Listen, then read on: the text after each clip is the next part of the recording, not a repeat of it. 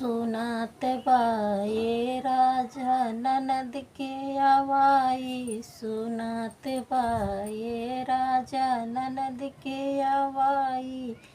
कुले गहनन कुले बर्तन में चम्मच बड़ा, कुले बर्तन में चम्मच बड़ा।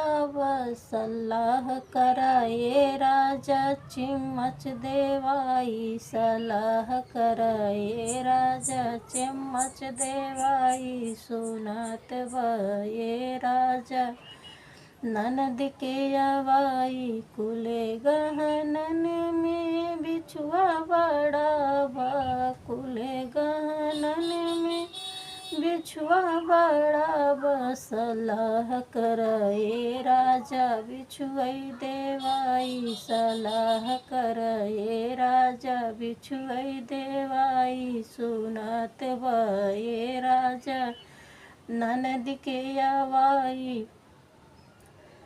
कुले कपड़ा में ब्लाउज बड़ा, सलाह कराए राजा ब्लाउज देवाई, सलाह कराए राजा ब्लाउज देवाई। सुनत बाए राजा ननद के आवाई, सुनत बाए राजा ननद के आवाई।